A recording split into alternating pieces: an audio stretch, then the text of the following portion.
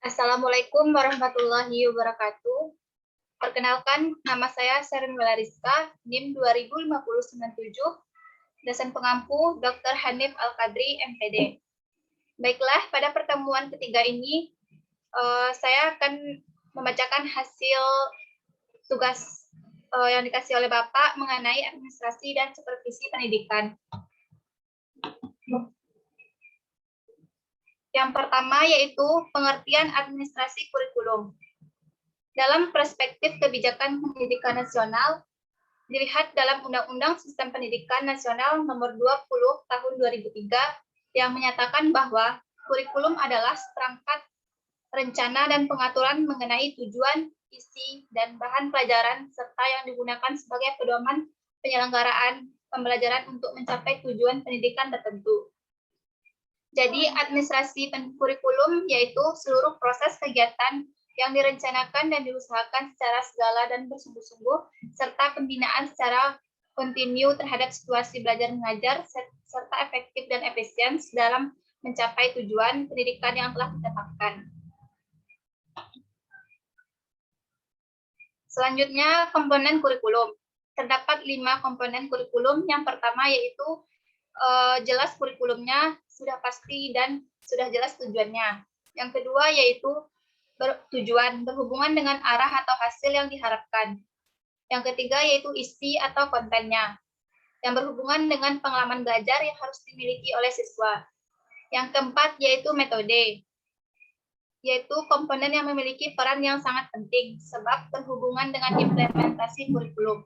Yang kelima yaitu evaluasi, yang merupakan bagian yang tak terpisahkan dari kurikulum.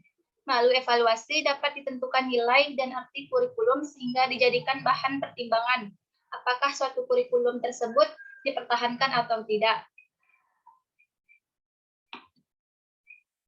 Selanjutnya, proses administrasi kurikulum. Yang pertama yaitu perencanaan kurikulum, yaitu pekerjaan yang memerlukan keahlian atau dikerjakan oleh para ahli atau expert dalam bidang perencanaan. Yang kedua yaitu pelaksanaan kurikulum. Masalah penyesuaian program pengajaran terhadap perbedaan antara anak-anak. Yang ketiga yaitu pengawasan atau pengembangan kurikulum, yaitu 2 proses utama, yakni pengembangan pedoman kurikulum dan pengembangan pedoman instruksional. Yang terakhir yaitu evaluasi kurikulum, yaitu suatu rangkaian kegiatan yang dilakukan oleh sengaja untuk melihat tingkat keberhasilan program serta faktor-faktor yang mendukung.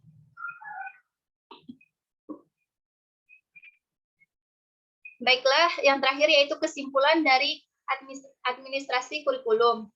Administrasi secara sederhana yaitu kegiatan mengarahkan dan menekankan pada upaya bagaimana mengarahkan kurikulum sehingga kurikulum dapat dilaksanakan secara tepat dalam berbagai kegiatan pendidikan.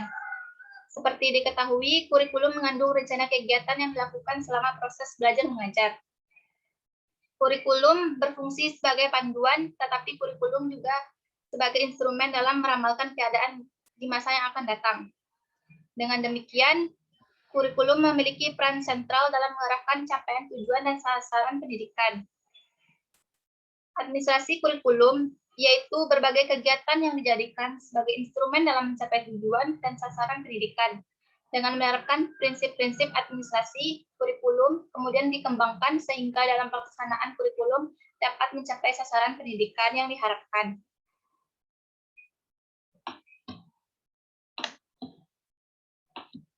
Baiklah, sekian presentasi dari saya. Hanya itu yang dapat saya sampaikan. Kalau ada kata-kata yang salah, mohon dimaafkan. Assalamualaikum warahmatullahi wabarakatuh.